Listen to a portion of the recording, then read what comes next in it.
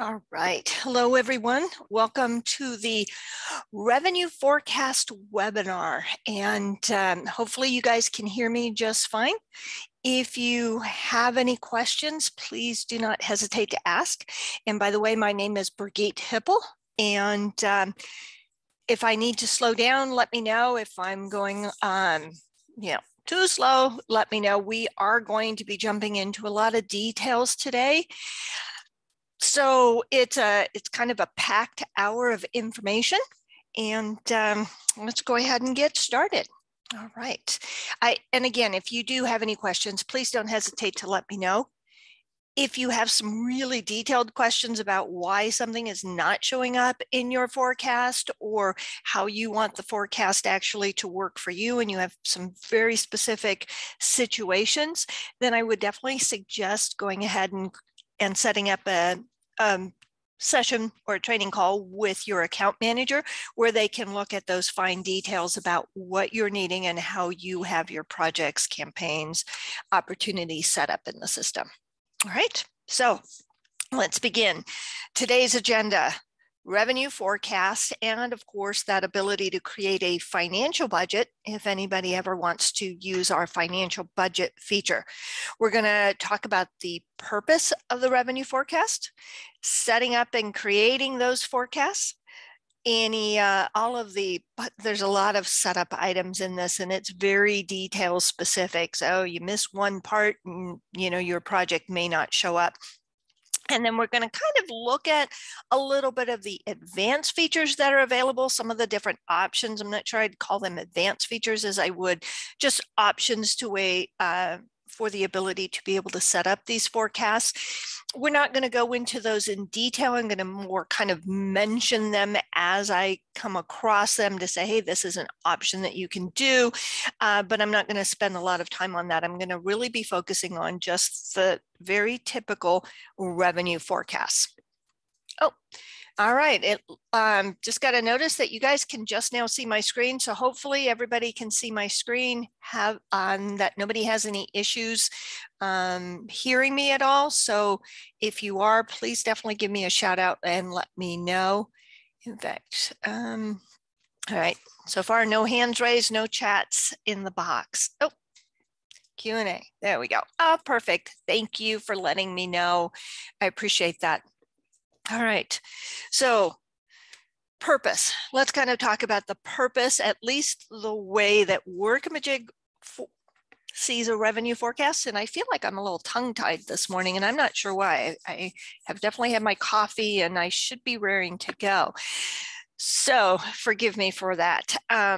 The purpose of a revenue forecast, it is really to be able to take that anticipated revenue. And now when I use the word anticipated revenue, in your typical projects or campaigns or even opportunities, it's that budget information or that estimate. It may not yet be an approved estimate, but it's that estimate information that basically says, okay, this is what I anticipate getting for this project. Now, project may end up being time and materials, and you may end up, budgeting way off compared to what you could bill in time and materials. But it really is, our forecast is using that budgeted information and then spreading it across a 12-month period to kind of show you, if I were to bill this budget information over these periods, this is what it would look like. Now, is that exact? No, it's not.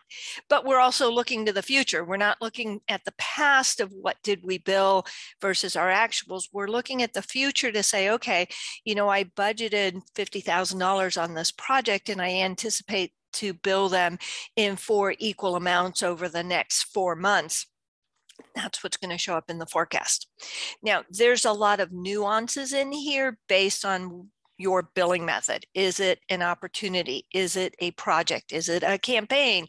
Am I billing fixed fee or time and materials, and how that money gets spread around? So we will kind of look at those details as we go through. But really, again, the forecast is to be a snapshot of, at this point in time, this is what I have going. I have these opportunities in the pipeline. I have these projects and campaigns already up and running.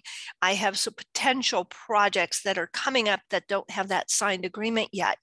And I can see that within my forecast. Now, do you have the option to keep updating the same forecast? Yes, you can. But really, the way we foresee using the forecast is it's a snapshot. It's like taking a picture. So in August, this is what it looked like. Now, whether I do this monthly, quarterly, weekly, it's up to you how often you want to run these. But then in the next month, as things start to get that signed contract coming in and different projects or kind of moving into, production, I can now kind of see that next 12 months starts to look a little bit different. And I can start to see where we kind of have some gaps in our sales. Hey, we're doing all the way really good all the way up through March, but then we kind of drop off in sales. So this is where we really need to concentrate on. And each month you start to see this trend of looking out over those next 12 months. All right.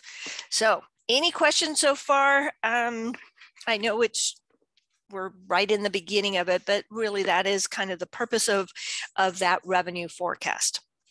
So let's go ahead and take a look at a revenue forecast that I already have in the system. So from my Today Accounting page, if I come down to the views, I can come to revenue forecast. Of course, for anybody who ever trains with me, they know that I love coming over from the global search, going down to views. If you come over here, you're also going to see your same revenue forecasts. If you ask why I like to use this one is not limited to the page I'm on. So it kind of just opens up the whole world for me there. So either way, whether I'm doing the views from down here or I'm doing it from here, I'm going to be opening up the same thing, all my revenue forecasts.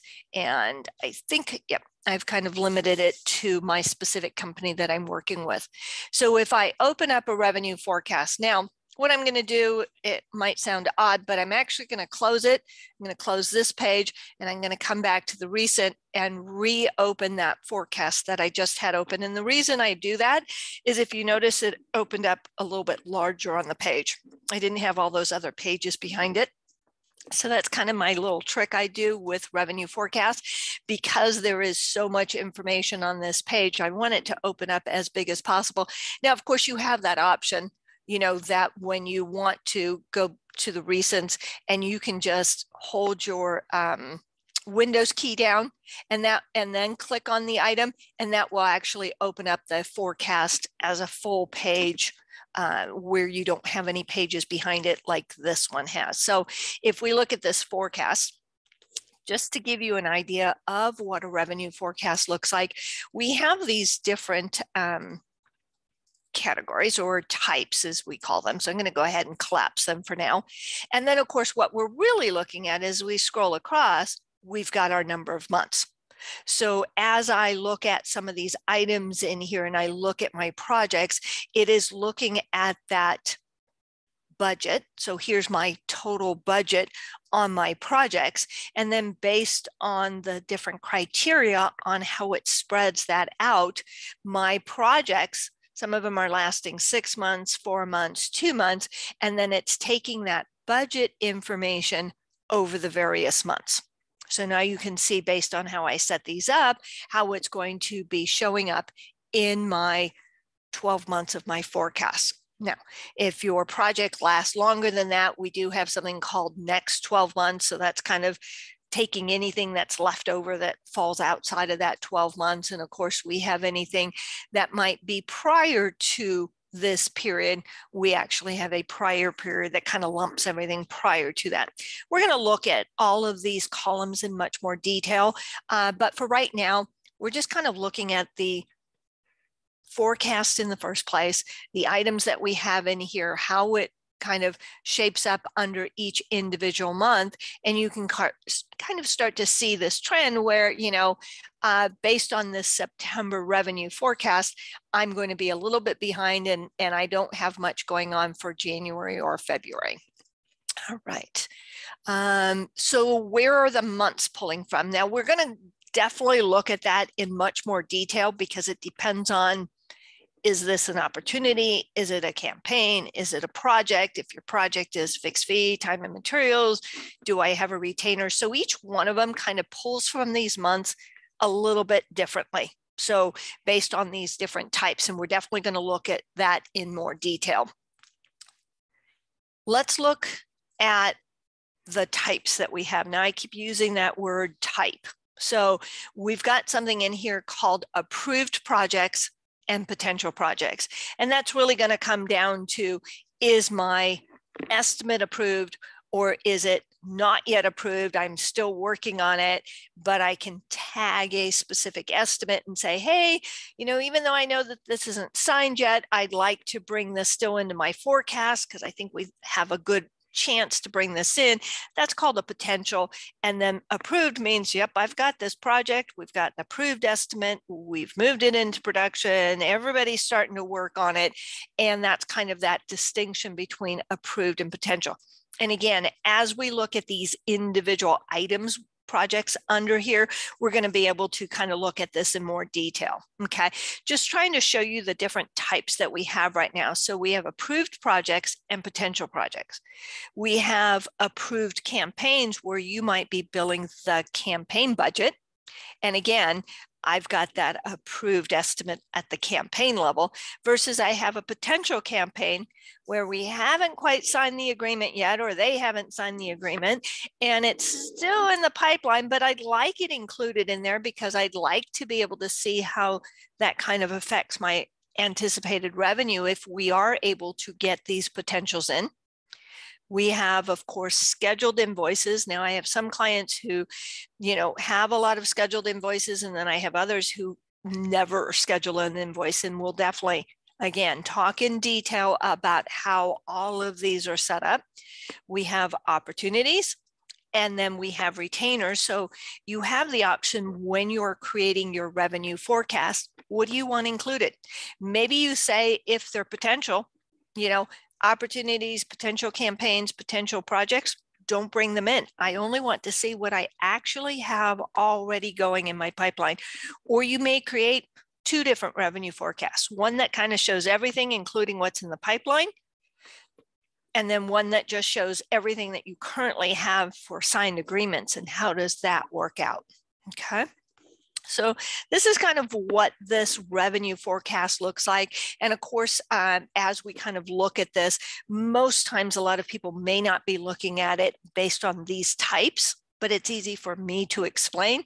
You have the option to say, well, I'd rather look at it by client or maybe by account manager, because I'm looking at my clients and saying which clients do I need to kind of go after a little bit more, see if there's something that we can do for them. And so I can kind of toggle these back and forth. So if I, group by client and then save it, it changes it by client. I still see what it is. And then of course, at the end, I can still see what type it is. So it doesn't, you don't lose that detail. It's just not grouping that way. So as you know, of course, in Workamajig, there's 8 ways from Sunday to be able to do something in Workamajig. And it really then becomes, what do you need to see and how do you best want to see that information? Okay. How many revenue forecasts can you create in a day? Doesn't matter, up to you. Maybe some have all the potentials and the opportunities on it. Maybe one has just everything in production and that's been a signed agreement. And then the third one says, I want everything on it. That's fine. You can make as many as you want. I tend, when we start to look at actually creating those revenue forecasts, I tend to like to name them based on the date, because I create one per month. And it's easy for me to know that as I'm looking at this one, what this one was for.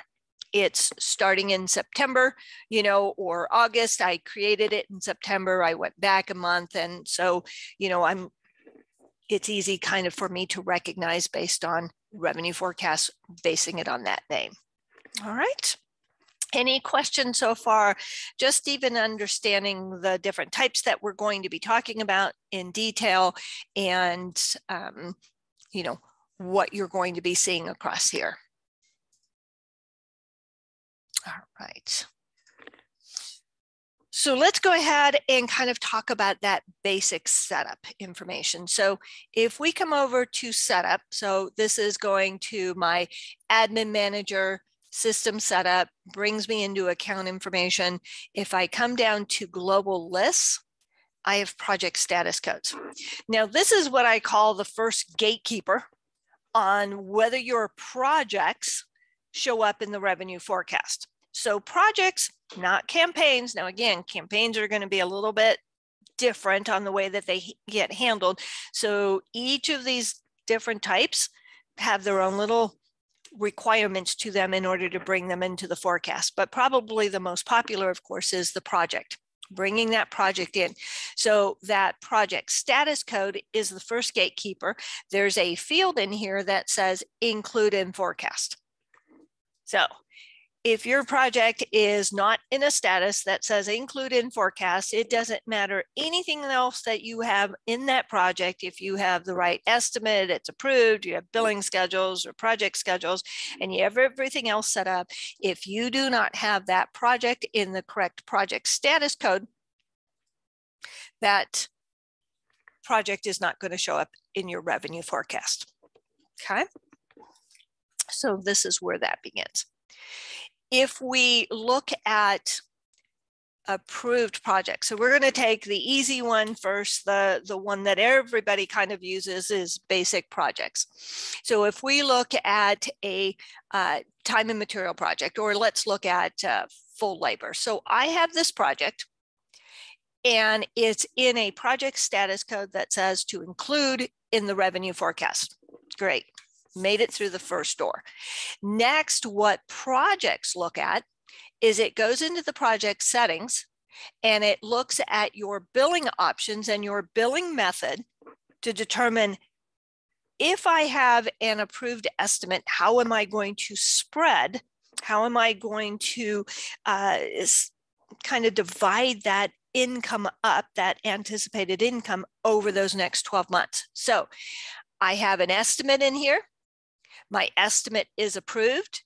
It's for $10,383.838, and I have $1,800, almost $1,900 in expenses. Now that becomes important when we start talking about whether you want to include expenses or not within your forecast. But for right now, we have an estimate. It's been approved. My project is in the right forecast, and my project setting says billing option, I'm fixed fee. Now, with a fixed fee, the system says, okay, I'm going to take this budgeted amount of 10.8 and I'm going to spread it based on whatever you put in your billing schedule. Do you have an option to do something else? Yes. The standard way for projects that are fixed fee says I'm going to use the billing schedule. I'm going to spread the income around this way. And this is how it's going to show up. So I've got 3 months, November, December, and January, and it's taking 25% of the budget. So when I come over here and look, oops, there we go. So we've got our October, November, and our August months in here.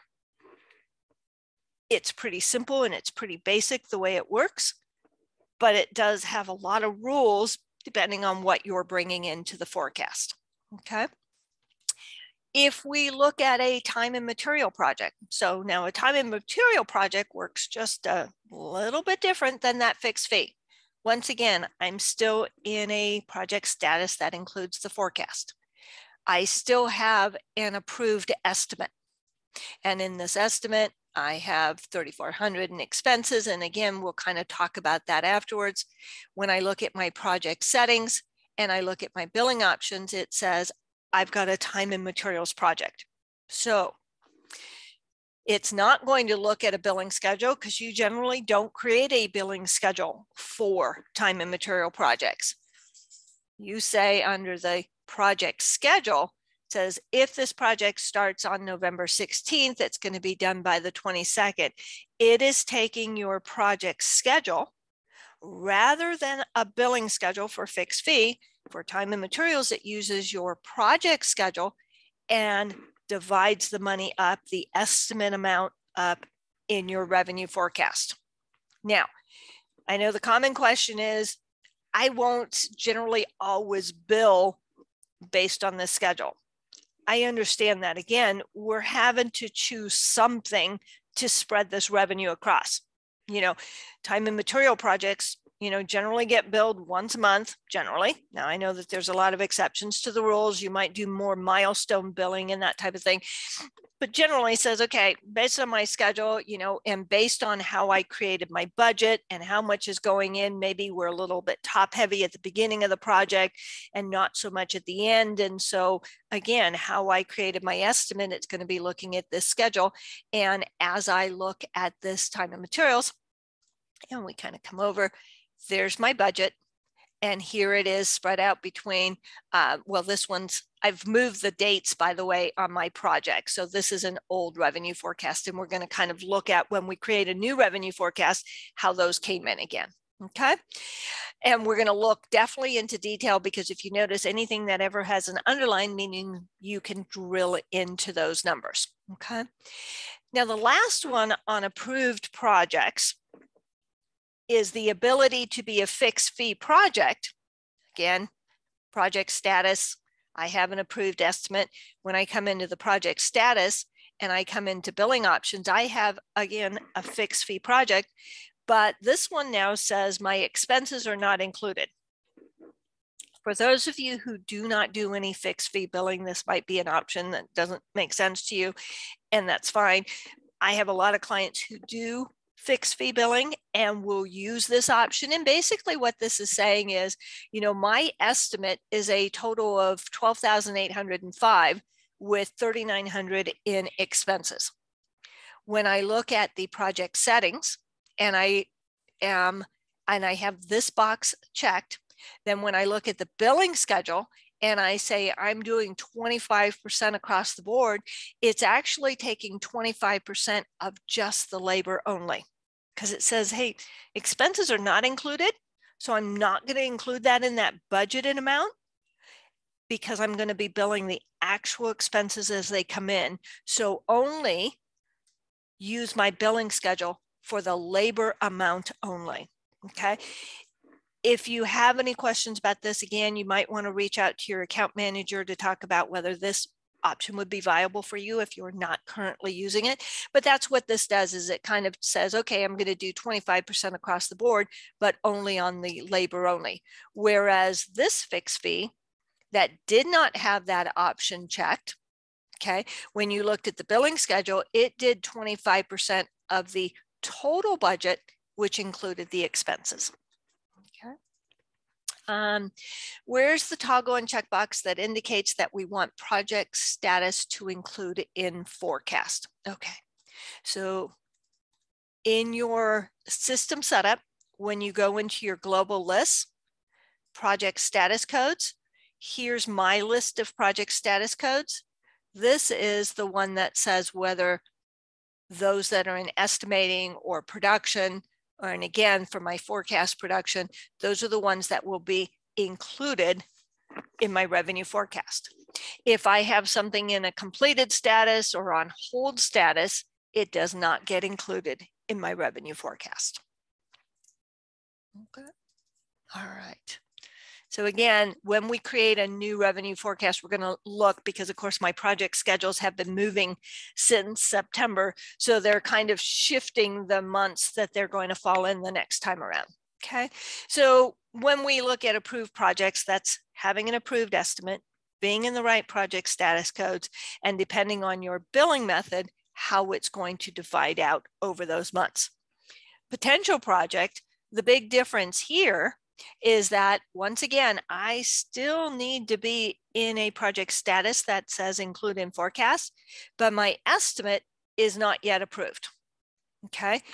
In my estimate then, and you may have 4 or 5 different estimates that you've been sending to the client, but you say, I'd like to make sure that this project gets included in the forecast. So I'm going to make sure it's in a status that's included. But then in the estimate, if I go into estimate settings, there's a box that says, take this estimate, and you can check more than one within your project. Even though it's not approved, I want you to go ahead and include this one in the forecast. So this is why it would categorize it as a potential, kind of like it's still in the pipeline. Nobody signed on the dotted line yet, but I want it included anyways, and that's why it categorizes it differently than approved projects. So you recognize, hey, this one's not yet signed. Don't count these chickens yet until we know that that signature is done. And maybe the next time I run my forecast, this one actually moves up to an approved project. Okay. Let's see. Do you have the ability to manually update monthly forecast amounts by project, or is it always tied to some schedule settings in the project? For projects, it will always be tied to the estimate and either the schedule, project schedule, or billing schedule. However, there is an option in here that you can add adjustments. And those could be positive or negative adjustments. So if you say, well, you know, I know that it's pulling in this forecast, but I'm going to need to add an adjustment, make a few changes and tweaks to it. That's what this allows you to do. And we'll kind of look at that a little bit later. I'm not going to go into much detail. The help guide does review that. So, and this is something I forgot to mention, by the way. Sorry about that. The revenue forecast, we've got the overview section. We've got a setup section. The new section is when you create that new forecast. And then, of course, how do you manage that forecast once it's done? And that would include creating a financial budget from there. Okay. Sorry about that. Should have brought that up. All right, let's see. Can you see totals for approved versus potential budgets in the same forecast? Think separate sections. Yes. So if you've categorized, if you're grouping this by type, okay, so which is what I've got right now, I'm grouping by type, then I can see the total of my approved, even though that there's 3 projects underneath it. I can see when they're collapsed what the totals are. Or I can see, you know, like here for potential project, what those potential projects are. So you can still see, here's the total. If I scroll over correctly, here's the totals for approved projects versus the total for potential projects. Okay. All right. So of course, we've got approved campaigns and potential campaigns. Same philosophy, although approved campaigns have a little bit different functionality once again than a project. So if we've got campaigns, is basically a fixed fee campaign. I have an overall budget. I may have, you know, 5 projects under there. I may have 50 projects under my campaign. Doesn't matter. I'm billing the campaign budget. So if we go ahead and look at this first campaign, so doesn't matter how many projects I have under my campaign. And this campaign has some what we call segments. So I kind of segmented my different projects under there. If you're not sure how segments work, again, this is a nice little feature for organizing all those projects. I've seen campaigns that, you know, will have like 100 projects in it. It's a nice way to organize it. And these segments can be called whatever you want. So, you know, maybe you categorize it as, you know, completed versus, you know, still ongoing, so that you kind of, you know, move them around if you want. Otherwise, it's a nice way to segment. And then, of course, your estimate can be budgeted based on these segments. So this estimate is approved. It's for $135,000. And if I go ahead and look in there, I've got 2 segments, and I've kind of budgeted for $75,000 worth of print and then another $35,000 versus media. It's just a service only estimate, but it is approved. Now, on a campaign, there is no project status. It's a campaign. So by default, they are automatically included in your forecast unless you choose to not include them in your forecast. There's not a, it's in the right status or not in the right status. It's either I'm including my campaigns or I'm not including my campaigns. They all get brought in if they fit the criteria that they've got the estimate. If I look at campaign settings, I am billing by campaign and using the campaign budget. So just like a fixed fee project, I now have a billing schedule that says, how am I going to bill out this campaign budget of $135,000?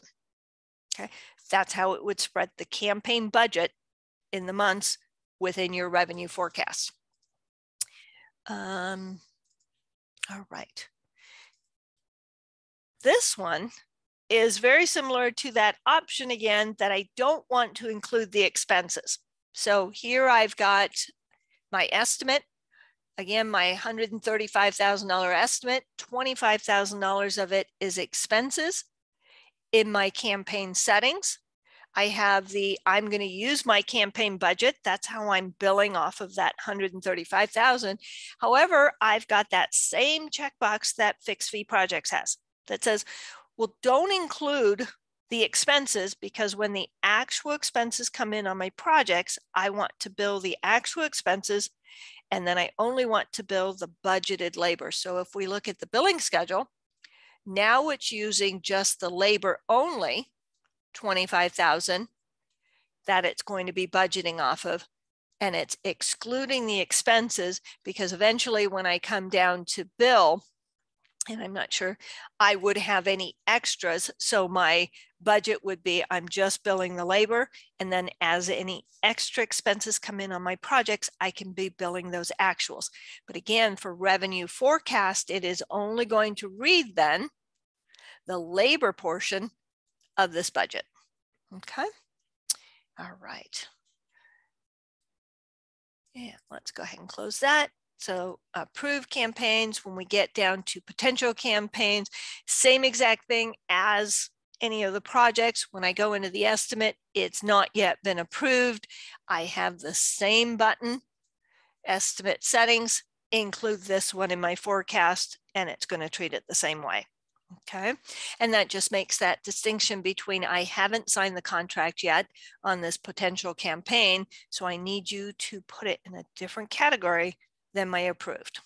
Okay, we have invoices. So for those of you who may create scheduled invoices, and that would really be that purpose of, I have this invoice, I've created it the way I need it to look, I need it to generate this exact same way every single month with the lines set, the description set. I may need to just tweak the dates or something like that, or a description, but otherwise I want it to recreate my invoice. You have the ability to create a scheduled invoice.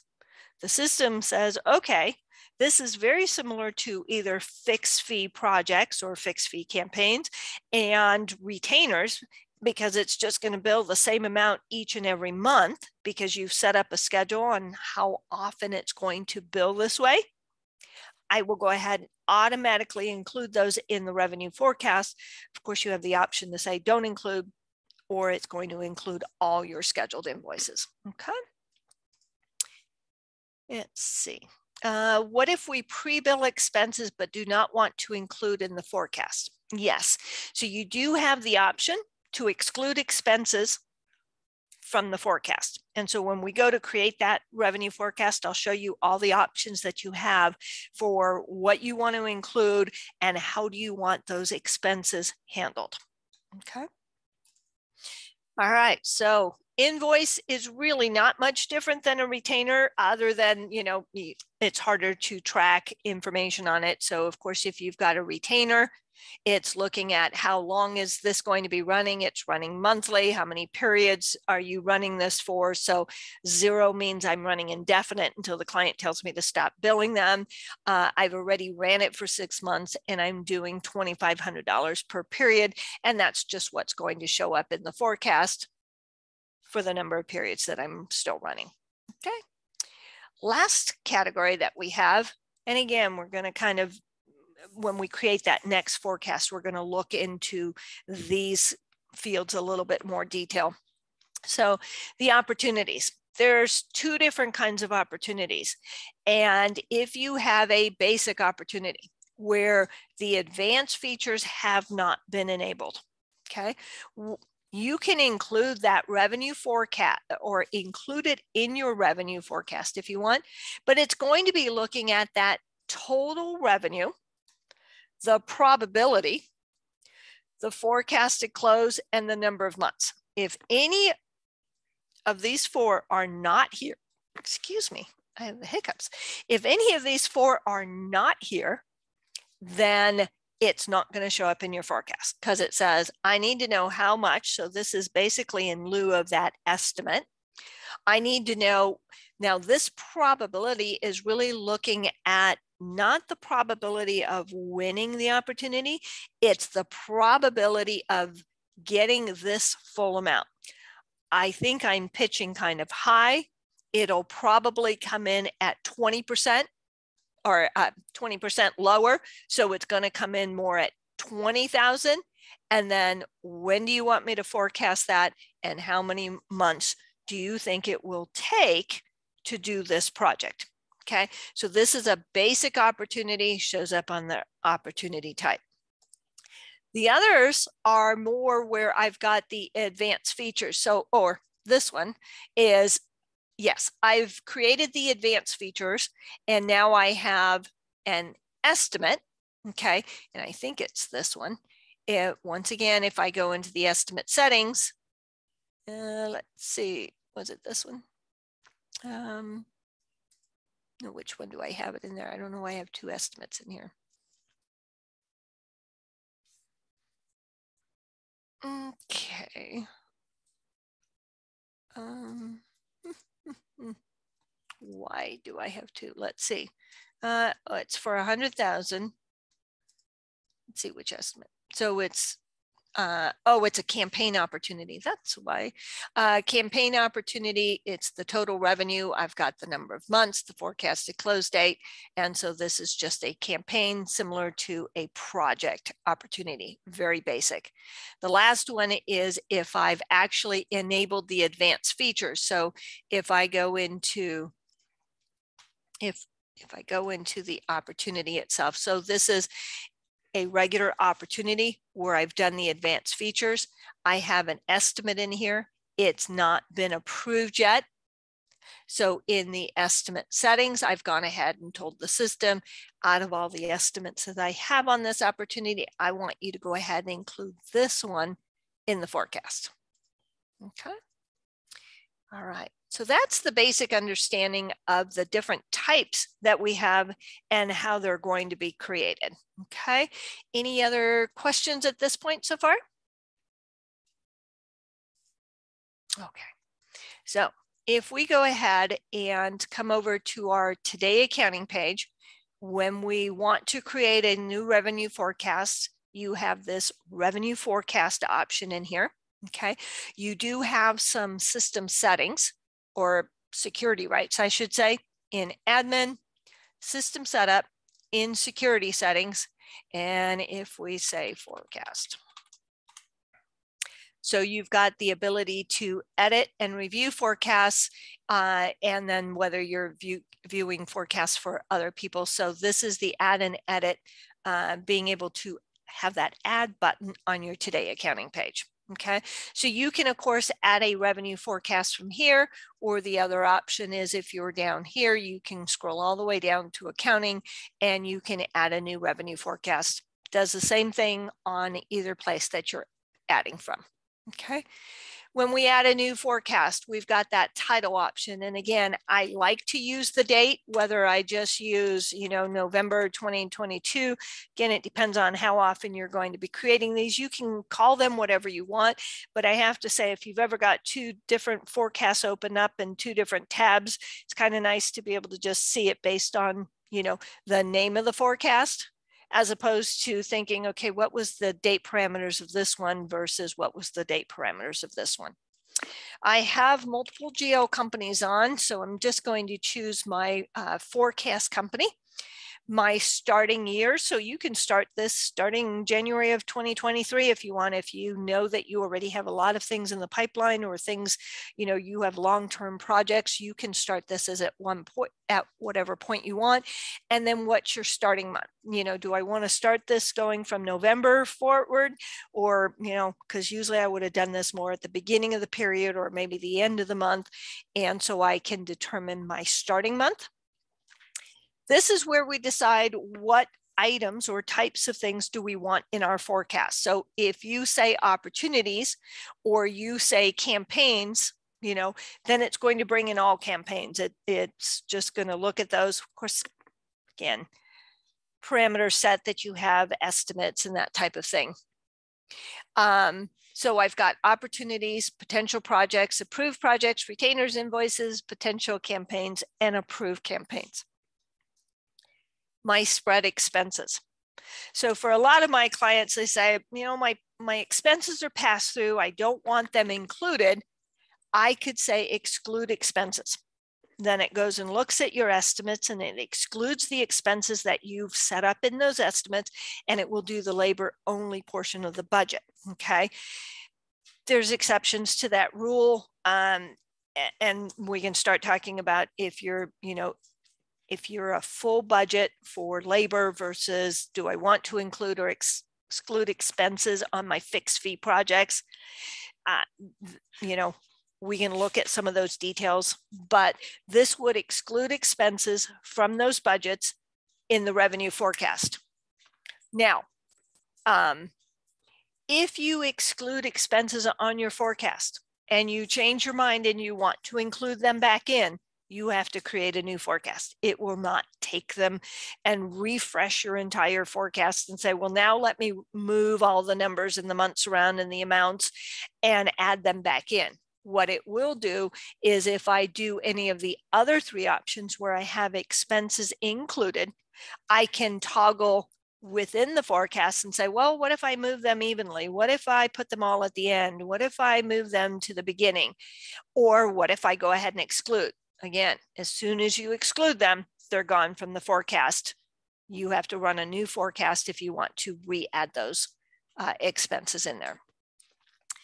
This is one of those options that was added as kind of like an additional option. Again, not going to go into a lot of detail, but this is where you can say, okay, I've got fixed fee projects, but I don't want to create a billing schedule for them. And I want to treat them like their time and material. And I want you to look at the project schedule instead. Okay. This would turn around and take all your fixed fee projects, ignore any billing schedules you have in there, and look only at your project schedule. We have an option in the opposite direction that if we were to look at a, let's see if I've got a project open. Let's go over here to my forecast, approved project, fixed fee, time and material. We've got a different option in the project settings that if my billing option were time and material, I could turn around and say, well, I want you to use a billing schedule, not my project schedule. So you can go in either direction. It does get a little confusing, but this one is set at the project level where you can say it specifically just for this project, even though I'm time and materials, ignore the project schedule, use my billing schedule, then you would be required to set that up for the billing schedule. You would have to do that per project if you're going from time and materials and forecasting as fixed fee. If you're doing the opposite on fixed fee, you can do this across the board. It's not a per project thing. These were requests by clients, so this is how they got added because the clients paid for these customizations. So if you're asking why one is done at the project level and one is done at the forecast level, it's because they were paid for by different clients and this is what they requested. You guys get to benefit from the options, but the options were set up based on their criteria. Okay, hope that helps. You have an ability to create a forecast for just a specific client. This is not an any, or I guess it is an any of now. Used to not be an any of, but if you want to only include certain clients because you've got a lot of good repeat clients that you'd like to see what's going on and just create the forecast for them. And then of course you can look at it based on a parent client. Hey, I've got all these child clients underneath this one parent. I'd like to see the forecast just for this based on who the parent client is. And then you kind of have to scroll down just a little bit further to get to the save button. So as soon as I save this, it's going to bring in all of my different types. I'm not excluding anything.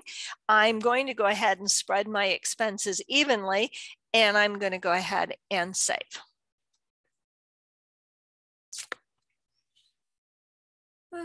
And it is taking some time to run through all my projects, my budget information, and that type of thing. So once again, here I've got my campaigns, my budgets or projects, invoices, opportunities, potentials, and retainers.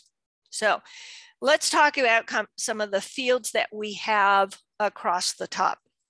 We're going to come back and talk about these items more at the end. So you do have some options in here. Now, this first one I do want to talk about right away is the detailed grid settings. There are some fields across the top that you have the option to edit the columns. Now, you cannot change the number of months. The 12 months is going to be based on what your starting month is, and it's going to go 12 months forward. So if you look at the list of columns, the months is not in here. However, there are other fields such as if you're not dealing with currency, or if you're never dealing with opportunities, this probability is always 100%. Unless you're dealing with an opportunity, then you actually have the option to be able to set a probability. So if you're never dealing with opportunities, you may not need to ever show the probability field because it automatically defaults to 100% for everything else. Okay, so once again, you can edit the fields that are being displayed, and then you can change the order of those columns. Okay, and again, we're going to kind of come back to those other options in here. It shows my starting month in here. I'm spreading my expenses evenly. So basically it's taking my budget. And when I look at this budget, so this budget here was this budget here was the full budget of 135,000. And if I look the way it fell within these months, I can actually click into the specific month. So let's actually do it more for a project. So approved project, I've got my budget. Okay, or maybe we should do campaign because it's a nice, more even number. If I go ahead and look at this, the January, and I click into this, you can see that the budget was based off of these services. That was the labor portion. And then here was the expense, and it's being divided evenly between the remaining months that I have in my budget. Okay, so you can see exactly how the system is taking this information. Now, if I were to turn around and say, well, let's go ahead and move all of my expenses to the end, and I go ahead and save, okay, it's going to shift. Oops, no, because that's full budget. Sorry, let's go down to fixed fee. Sorry, here we go. I should have done that to begin with. So here's the labor. There's no expenses in here. When I look at the last month, December, now it includes the 1,500 and the 2,000 here for my expenses. So it's including those expenses just at the end. If I turn around and switch it back and said move it evenly, and I come back in here, you notice that it shifted where those expenses are. Okay, so now I have some expenses. A portion of the expense is now in that month of November. So here's my month of November, and then the rest of it, a small portion is remaining here. And it's spreading it based on that project schedule, and it's kind of spreading it evenly. Now, one of the important things about looking at the project schedule, it will literally count the number of days. So if your project, let's say, is a 2-month project, starting the first of one month and ending the last day of the second month, it does not split the amount evenly. It actually counts the number of days in the month. So if you're, February and it's not a leap year, you have 28 days. January has 31 days. It's going to take that budget and spread it based on the number of days within that month. And so that's where you can kind of get these weird numbers and how it's calculating this out. Okay. So I can toggle this back and forth on how I want to spread those expenses, but as soon as I exclude those expenses, they're out of my forecast and they're not included. Okay. Also too, in this pencil icon, this is where I can change the way it's grouped. Sometimes people like to look at it more by the account manager because they want to kind of discuss with the account manager and check to see, are my budgets correct? Do you have everything set up the way it's supposed to be? I can know who exactly, I need to talk to. Of course, that's also a field when you scroll down, or maybe I don't have it included in my grid. I believe it's also a field that can be displayed on the list. And then of course I can group by type, by account manager, by office, and by client. Well, I have by office set up. So for those who have it by office, you might group by office, and then of course group by client. We have a gross versus a net versus a profit. Now, this part can get a little bit confusing because once again, gross is, that billable amount, that gross amount from my budget. That one's easy. The net, of course, can come from the expenses. I've got a net amount, I've got my markup, and then my gross. You can also have a net amount based on labor. So in this one, I'm budgeting for account management time within here. And within that account management service, I have an hourly cost. So let's go and look at that. If we're looking again at system setup and you come into billing options and you come down to your services, I have my account management time. Okay, and that's what I budgeted for in my project and in my campaign. But I also have in here an hourly cost. Now, this is a blended cost. It's very similar to the way the hourly cost would work in the employee record. If you want to see labor net or inside costs, how much is this employee costing me? Well, on an estimate, you're generally creating that estimate by service. It's not by a specific person. So I can have my service have a blended hourly cost. Between all my account managers, some get paid more, some get paid less. My blended hourly cost would be $50 an hour. That is what then is showing up when I look at the net field. It might be the net for the expense before my markup, but it could also be that blended hourly cost for that service. Okay. Any questions about how kind of net works? If you don't have an hourly cost on your services, then the only net that you're going to see is the net of those expenses. Okay. Profit, it's just basically taking gross minus net gives me profit. How accurate is profit? Well, you're talking about a blended hourly cost. So, that kind of changes things. If you're not using an hourly cost, a blended hourly cost on your services, then the only thing that you're seeing in net is your expenses. So that's kind of giving you the gross of labor. And then, the markup difference between your expenses to give you profit, which might not be very accurate either. You have to kind of keep those things in mind on, did you put in an hourly cost for the services? So that's included. So at least I have net for both labor and expenses. Or am I just getting profit based off of the fact of I have some expenses also coming in, but I've not accounted for inside labor costs? Okay.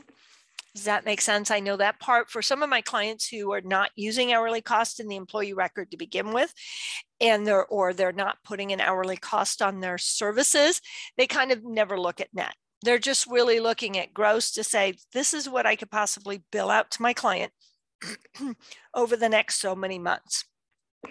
Okay. All right. So let's kind of look at the columns that we have across the top. We of course have our starting period. So, that's the date that you put in your campaign. When is this starting? So here's my start date. It's picking up that start date.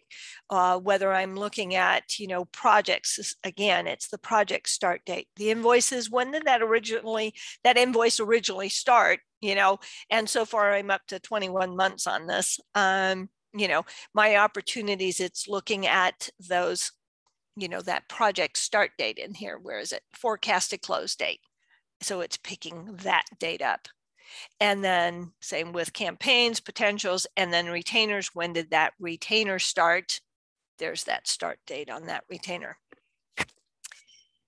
Of course, the number of months. The billing is just to kind of let you know, is it fixed fee? Is it time and materials? That doesn't apply to approved campaigns because those are all fixed fee. Doesn't apply to invoices because it's just an automatically scheduled invoice. Opportunities, these are basic opportunities. So of course there's no billing method. This is an advance where I've already kind of set things. And then of course retainer, there is no billing method. It is retainer, that is its billing method. So this was, again, kind of one of those fields that a client asked for. They wanted to be able to see when they were looking at it by client, am I talking time and materials? Am I talking fixed fee? And so that was one of those fields that's available. Probability, again, only applies to opportunities. So you can set that different probability, and that's taking the total of the revenue and saying, I'm really dealing with more 80% of the total revenue. So if I were to change this to 100%, that would change up to 25,000 because it's saying I'm anticipating getting the full 25,000. If you're not using the opportunities at all, then you probably don't even need to pull out the probability field. One less field to display on your grid, very helpful. Because everything else defaults to automatically being 100%.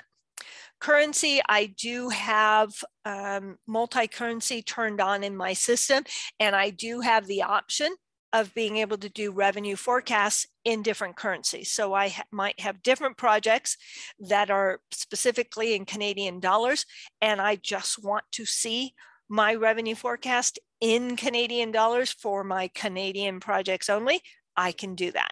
Otherwise, if I am seeing all, then basically this applies. If I'm showing everything, it's converting everything to my home currency, which is USD.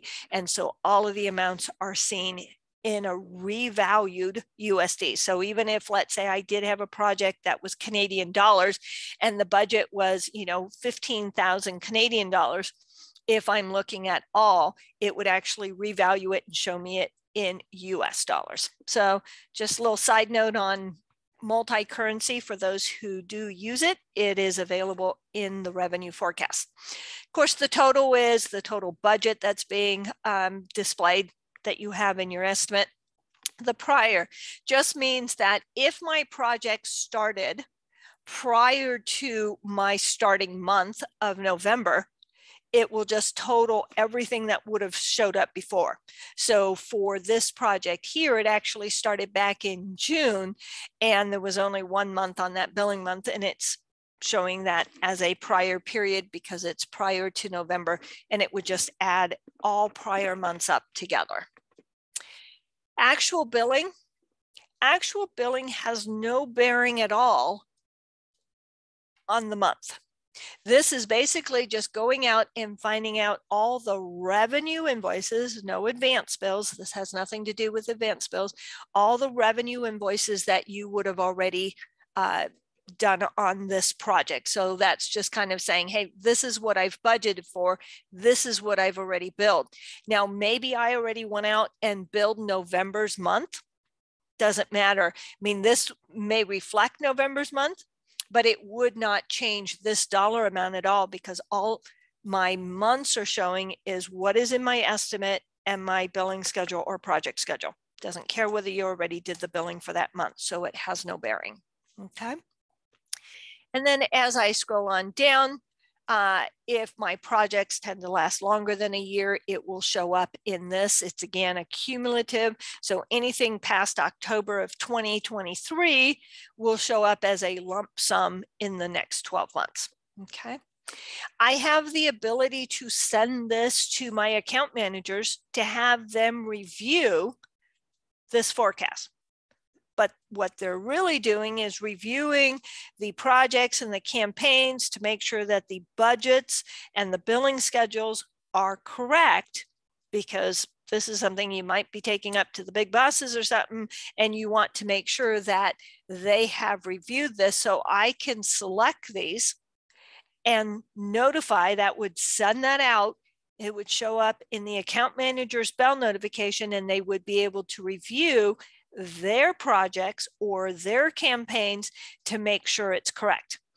If they make any updates to the estimate or the billing schedule that's going to affect the forecast, then when they click back and say, I'm done reviewing this, okay, so has it been reviewed, then the system would come back and tell you whether you need to regenerate your forecast. Now, that does not mean you have to create a new one.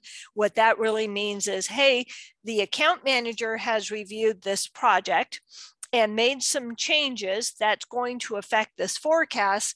I need you to regenerate. So when you do that, you can come over here and you can update the forecast. That goes back out, looks at the project again, looks at the estimate, looks at the schedule, and says, oh yes, they did make some changes. Maybe they changed the estimate. Maybe they added a change order. Maybe they changed the billing schedule. Update the forecast. It will take all the same information that's in here and update it based on the changes that the account manager may have made in their review. Okay. Do you have to send it? No. Again, if you're not ever going to send it out to the account managers to review, these may be fields that you just go, I don't need to bother displaying them on my grid view. Okay. Last couple things I'm going to talk about here is, you notice that there's pencil icons. So if you want to make some changes, if you click on this, it actually takes you to the budget of that campaign. Here is the information. So maybe I'm just looking at it. What did they set up? Here's the gross, the net, you know, it's all done in home currency, etc. If I click on it, it will actually take me to the campaign estimate itself. If I need to make any changes, I can unapprove it. I can edit the estimate. I can approve it again. And then of course I would want to make sure that I update my forecast. Okay. If I look at the project does the same thing. Here's my project estimate that's being included. I can click on this. It will take me to this estimate, and I can review the information on how this estimate was done. If I click here on the invoice, it's just looking at the details of the scheduled invoice. If you really want to make edits to that scheduled invoice, then you would need to actually click on the invoice. And then you could come over and view the schedule and change the settings in here. How many more days, you know, is something changing up here, so I can make those changes. Okay. Opportunity, same type of thing. I can click on this. It opens up the basic opportunity panel that the system is using to forecast the amounts, and I can make changes. If I come to the advanced one, once again, I'm looking at an estimate. I can click on that. If you notice, I can change the probability from this. So maybe the probability on this one now is higher. I can make that change just by clicking on it and coming in and making those changes. Okay. If I look at the retainer, it's the same thing. I can make edits to how often, what the frequency is, and if we're changing the amount per period. Do realize that if you make a change here, you are updating that retainer and changing that retainer amount. Okay. Creating the budget. And let's go to finding new items first. So let's say a bunch of changes needed to be made on a project, and you know, account manager says, well, it was a mess, I need to, change it or delete it or something like that, you can actually come in here and delete a specific line. Okay, hey, I need it to completely regenerate this whole one because the account manager made all sorts of changes and it's not getting updated properly. Let me just delete this one.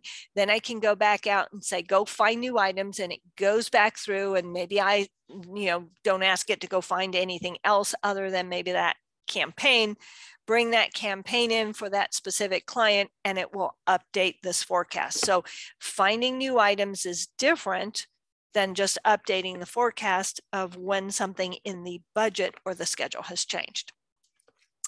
Adding the adjustment, this is where you might say, hey, for fixed fee, or hey, I just know, kind of similar to like a planning project type of thing, I know that we have to account for this that we get to bill. I've got the ability to either add additional amounts for expenses or for services.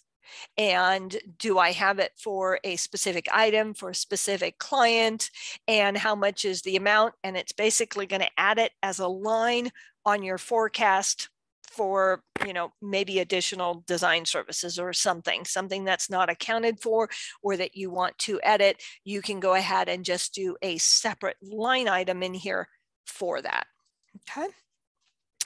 Last thing, because I know we're running out of time, is that ability to create a budget. So I can go ahead and do this and create a new financial budget, or I can update an existing one. Do I want to do just both gross and or net? Net on this would exclude labor. Okay, it's just looking at the expense side of things. So if I included both gross and net and I created a new financial budget, okay, it would basically said, okay, I named the financial budget to match your revenue forecast. I've budgeted for expenses, that would be that net side. So if I go to display and I look at it, so this is how my expenses kind of rolled up based on those GL accounts, the sales account. So that's the net on the expenses. And then the revenue side would be, hey, if I'm billing this all out to the client, this is how the revenue would show up. So there's a whole different feature about using financial budgets, whether you want to manually create them or whether you want to generate them from a revenue forecast. If you have any questions about creating budgets, please don't hesitate to again, reach out to your account manager. There is a full help guide in here on financial budgets and how to create those. And otherwise, if you do have any questions, you can reach out to them. Hopefully this answered the majority of your questions. Again, thank you for being a little bit long on this call. And let's see, we got one last. Can we display an existing budget on the forecast so that account managers know the monthly revenue targets? No. Basically, the question is, can we show the financial budget here? The problem with the financial budget is, one, for expenses, it's the net portion. And are you even including everything in there? You may want to give them access or, give them a budget. It depends on, because usually to me, revenue forecast is kind of a monthly thing. Hey, where are we at? What are we doing?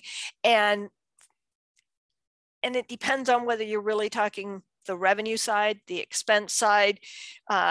Did we even account for a blended hourly cost in our services so that there's labor net, which of course doesn't affect financial budget. I have to think about this.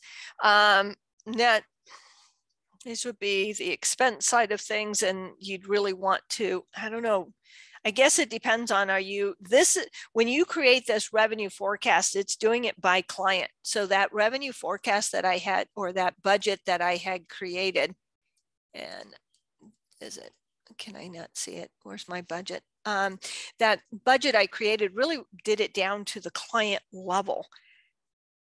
And I don't know if that's how you're creating your financial budgets in the first place. So I think there's a lot of questions in there that I'd really have to think about for your situation. So sorry, it was a little bit of a long-winded answer. On the revenue forecast, short answer is no, but it also depends on, is that something that we could add? But most people are looking at a rolling 12 months. So as we're getting into the end of the year, my financial budget was for all of 2022. Yet my forecast is now kind of looking out into 2023. In fact, the majority of it is out in 2023. So now suddenly my financial budget doesn't quite match with that. So it would probably be easier just to print that revenue forecast and do a comparison, because you do have the option to print that. And then, so if you're doing, I don't know, would you be doing that the first of the year or the end of the year? Because the first of the year, you'd be looking at it the 2023. Do I have my financial budget? Or, so a lot of questions to me in that answer, but short answer would be no. All right. Hopefully this was helpful. Thank you guys for staying a little bit long on this. There will be a recording that will be posted on this, and please let us know if you have any questions or if you found this helpful, or even things, I could take the critique, went too fast, too much detail. I'm never sure on revenue forecast because most people who are wanting to see it have either looked at it and tried it and something's not showing up. And so this is where they're getting the details of that. All right. Thank you again for joining my meeting. Appreciate everything. Bye, you guys.